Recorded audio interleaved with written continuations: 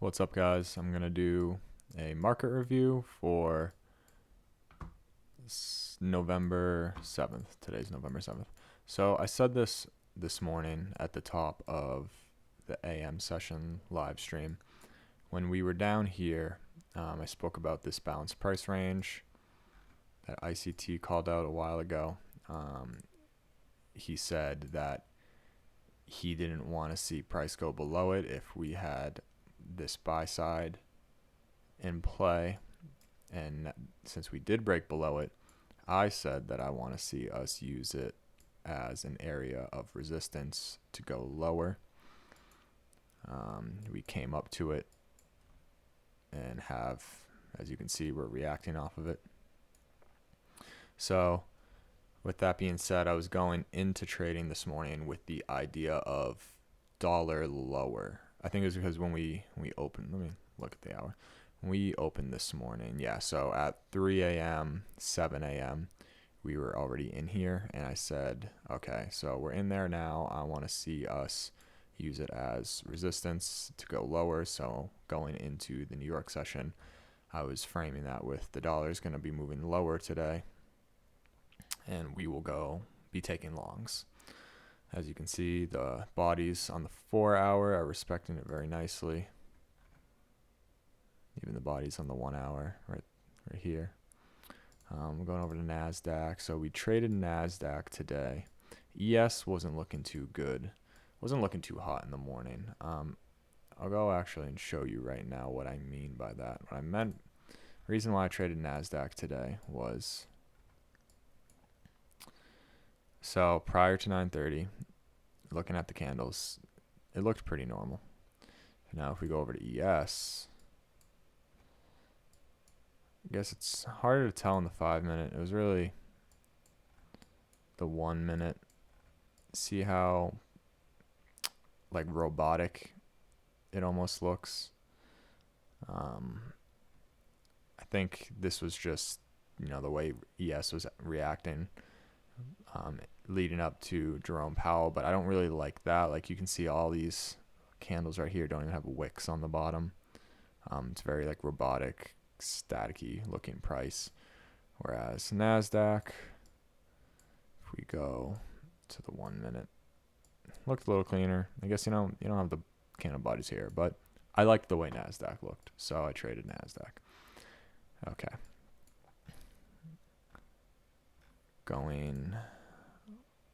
Start with the daily breakdown. So yesterday I said this, and then today, and even last week I said this. I was planning on targeting this buy side. So I really thought we were going to drop into this daily fair value gap before going up and taking that buy side. And we opened, and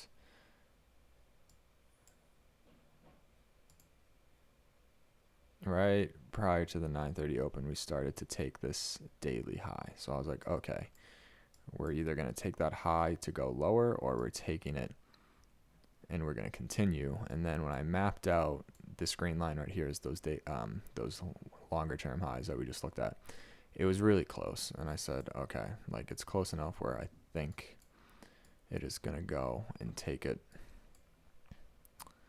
I noticed note here on the 1 hour, we had this 1 hour swing low taken before we moved up. This right here is the new day opening gap, which didn't come into play too much with our trade today.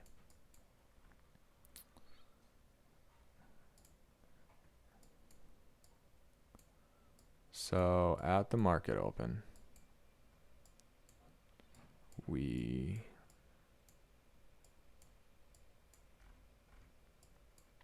prior to the market open, you can see here is we were running up.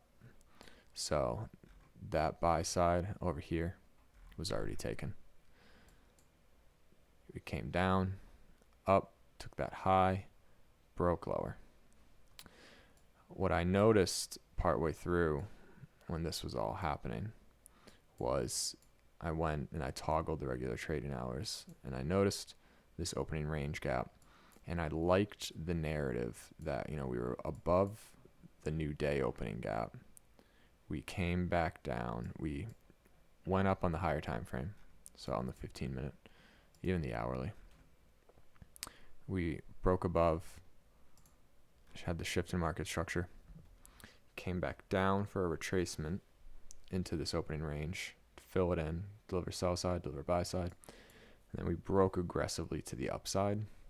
And it was the combination of coming back above the opening range gap, how aggressively we came up. I wanted to wait and see how we reacted around this fair value gap, because I think some people could have thought to go short here. That would have made sense if you think about it. On the 15-minute, we come up, take a 15-minute high.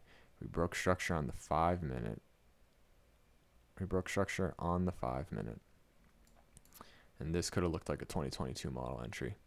But it was just the fact that we were above this opening day gap and came down and left the opening range gap so aggressively. I then noticed we closed this candle a little bit above this fair value gap. So it wasn't like when you saw this happen, it happened very quickly. It wasn't like we came up and like had 3 candles wick with no body closes in this gap. No, we came up, wicked once, but then came up again and just aggressively drove to the top of it and then closed the candle outside of it. All that was happening while ES never took this data high. I mean, it took it now, but at that moment, ES didn't take it. So I was nervous about that. It's hard to kind of label this a sweep in liquidity if the markets aren't in sync, and ES had yet to sweep that liquidity.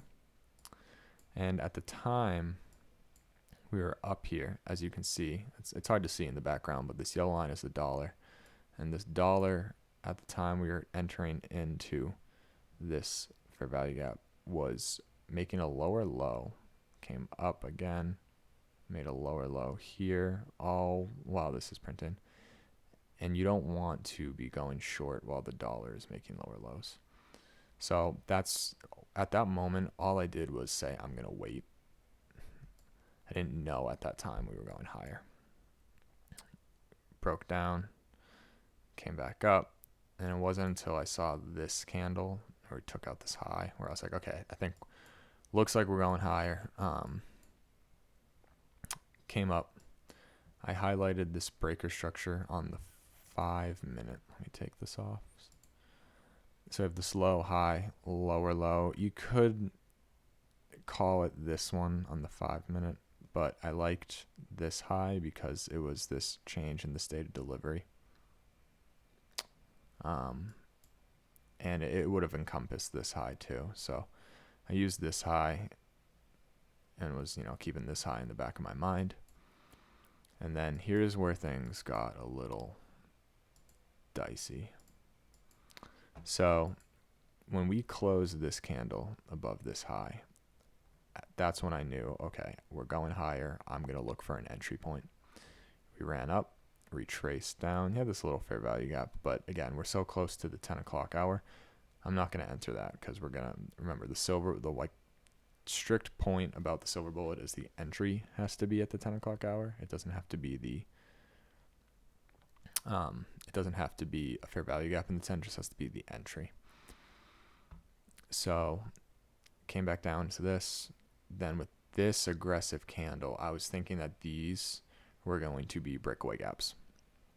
And at this point now, we were targeting on the higher time frame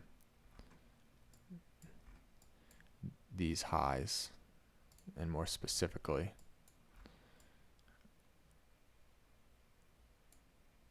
this high right here,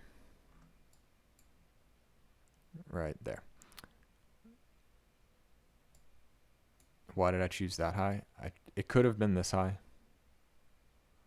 Well, no, because at the time, this high, we had taken that with this. So the next high was that high. we broke lower, and you can see right here, I entered with a market order when we entered into this fair value gap. And you can see it in that replay, but we broke lower.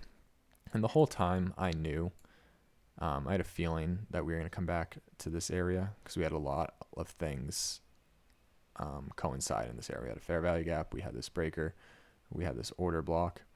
On the 5 minute, it was a fair value gap. On the 5 minute, we had another fair value gap on right here. Watching the 5 minute structure, it just seemed like a retracement to this level. Made a lot of sense. And then we ended up getting stopped out just because I put my stop right there, and I'm not used to playing NASDAQ. So I'm not used to like its retracements and like how it ebbs and flows. I've been trying to play it a little more to get used to it, and I guess today was one of those things. I highly suggest you watch how I was handling this situation in that live stream this morning, because you could see that I knew I had the draw on liquidity correctly, and this is one of those things where it makes trading really hard because you can have the direction right and still be wrong, technically. I had the draw on liquidity correctly, but I had to place my stop loss somewhere. And I could have placed my stop loss below this. I kind of wanted to. I just didn't want to put on that much drawdown. But then it's hard, and like in hindsight, you can say, oh, but if you put it there, you wouldn't have even had any drawdown. But like at the time, you don't know that. But in my opinion, I felt like we violated too many PD arrays on the 1 minute to the downside. We did. We violated this fair value gap, this order block, and these two fair value gaps. So I was like, okay, I need to put my stop loss right around here. Then we got stopped out. And I still believed in it because, again, when we broke above this high, these two highs, immediately when we did that, I was like eyeing these fair value gaps in this order block. So we retraced, and then I just waited.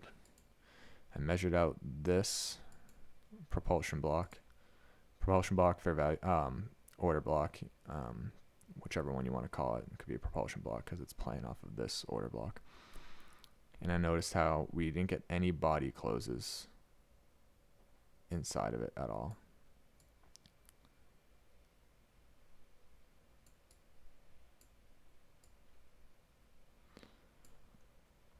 And then I watched us react.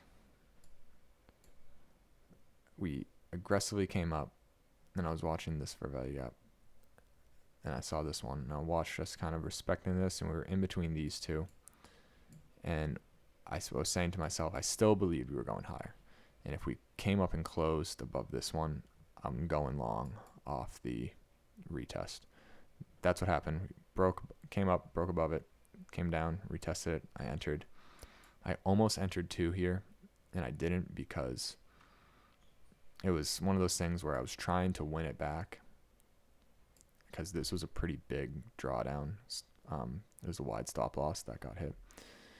And then I measured, I was like, no, like I measured out, how far we were from our target.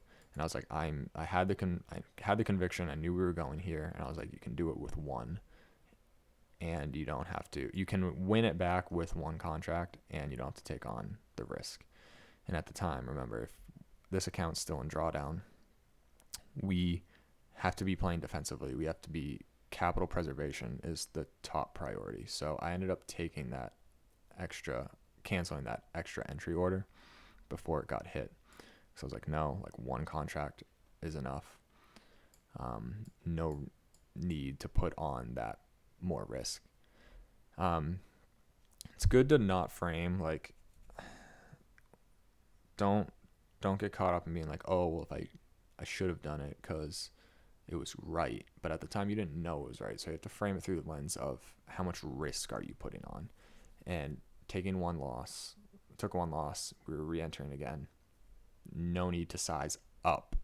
It's not how you do it. You don't want to size up. You either want to keep it the same or size down. So I canceled that one order, and we ended up running. We ended up running nicely right off of that.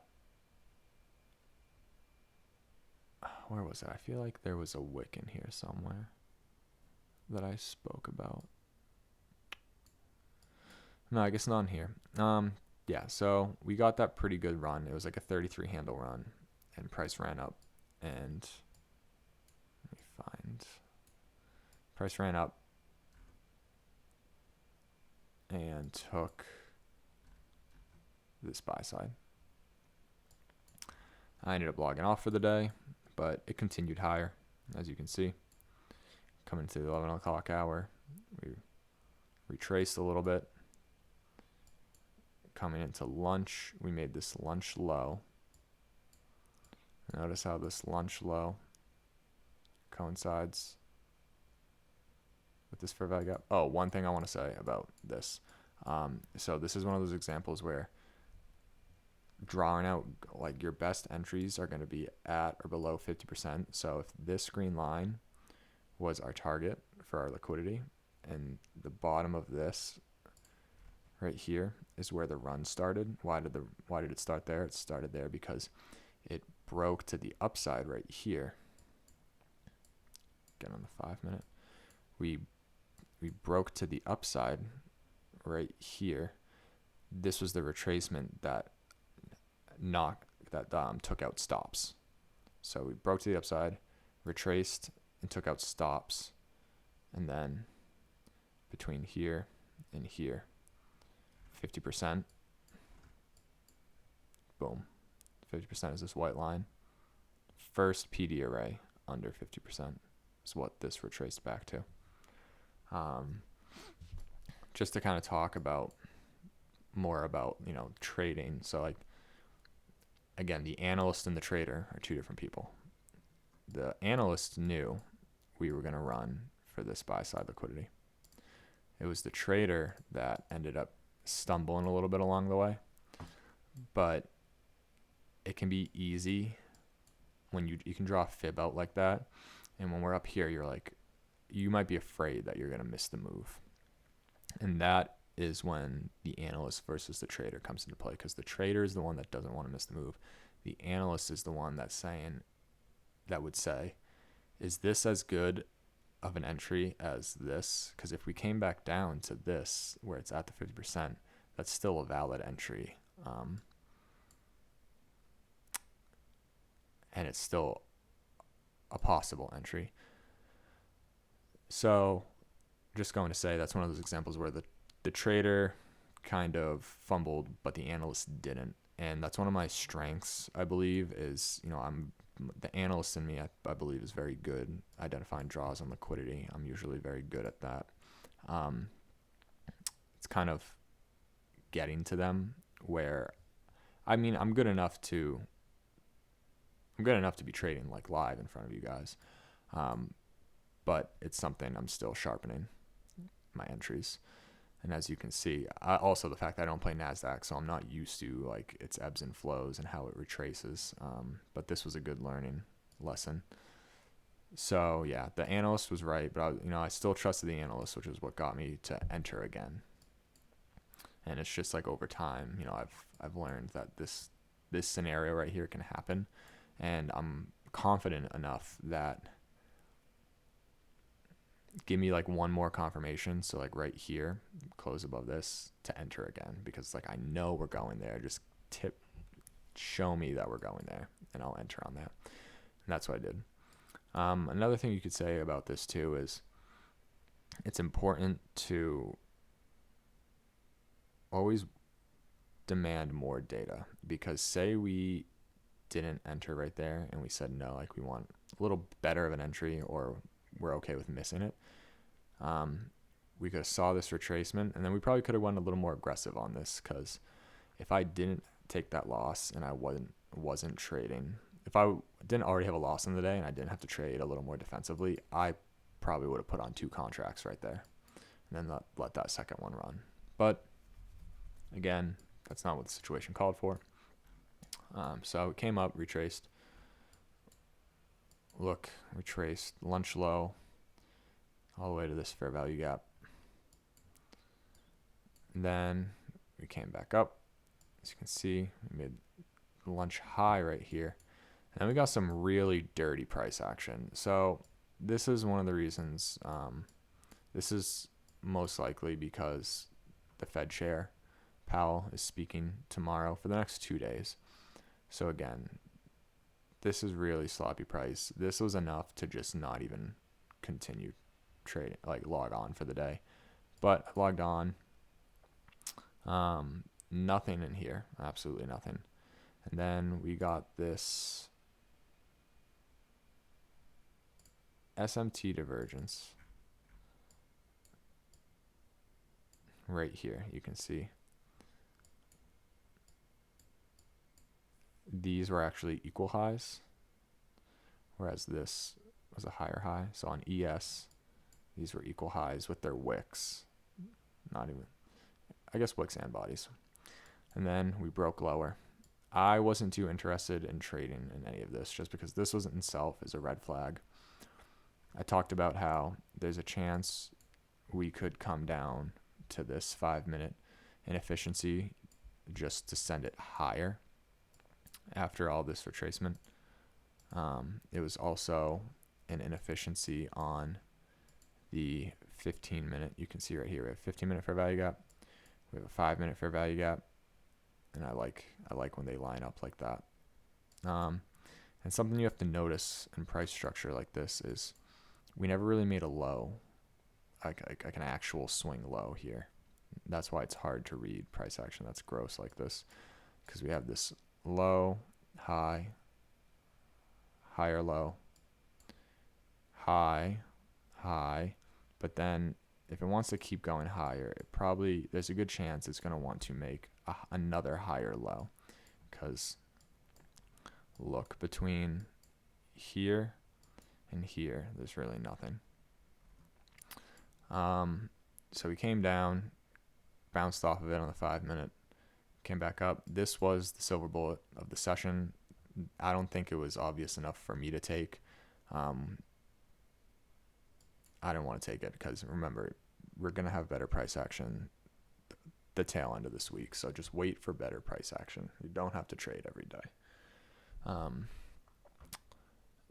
Dropped lower, respected it again, but I wasn't too convinced because if we were dropping down here just to shake out liquidity, I'd want to see it immediately reverse, and it didn't.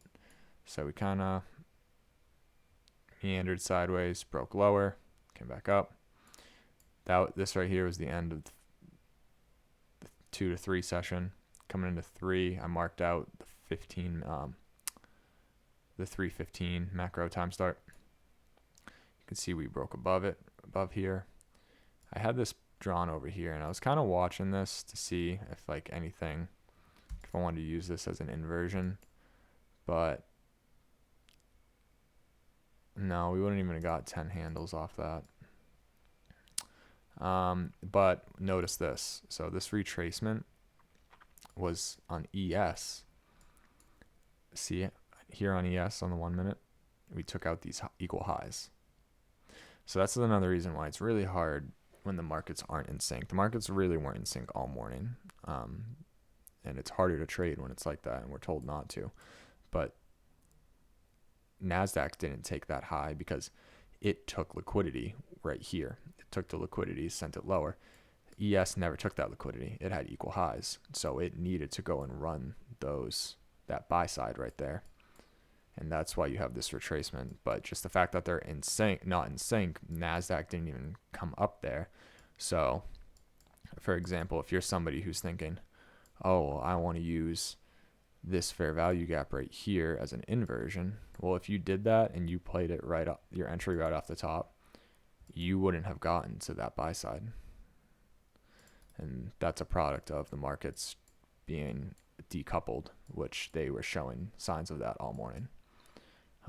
So again, those are like the red flags I talk about when I'm like looking at a setup and I'm like, don't want to take it. Like that's kind of how you judge and like eliminate low quality setups. So it's definitely not an A+ setup. I would have said this was a C setup, just because you can even see how uncleanly we broke above this fair value gap. So came up to it down. I would have wanted to see us cleanly go above, close, come down, but we wicked above it. This candle like barely closed above it before this one dropped down, and then it just kind of meandered up, finally closed above it, used it as support. So you can see it wanted to, like it was trying to. It's just the fact that the markets were decoupled and we already took this buy side, so it had no reason to go up there, whereas ES did. And then when ES finally took it, and they both decided to give up the ghost, we dropped aggressively. Me looking at this, I don't care. I mean, there's no entry in here that I would have looked at. That's another thing. That's how you can kind of separate the gambler in you from the trader. So, there's the analyst, the trader, the gambler. What does the trader say about something like this? Would that have confirmed an entry for you? Not any models I trade. So I usually like fair value gaps. Fair value gaps and silver bullets on this channel, but even this, there's nothing in here that the trader in me is like, oh, I would have, if I saw that live, maybe I would have taken that. Nothing. So when that happens, just don't feel FOMO about that. At the time this was kind of climbing up, the dollar was dropping, going back to this price right here, and this the end after we broke out of this consolidation, the dollar was moving up, and that's why you hear me talk about in the PM session live stream, I was kind of talking about the possibility of us playing off this to go higher, and I just didn't really believe in it because I didn't want to take a long while the dollar's going long. It's something you don't want to do. So, but since the dollar was still going long, you can see we never really got that delivery to the lunch sell side. It was really just like a retracement. We didn't really take out any sell side, and then because we didn't take out any sell side, it's not really too much confidence to go higher. You can scalp higher off of kind of these 1 minute candles, but as I said, that it's not my entry, and these conditions today are not the best. I'm excited for tomorrow. Powell speaking in the morning, so it'll be best to trade the afternoon. Do not trade while he speaks. But I will be on at some point tomorrow.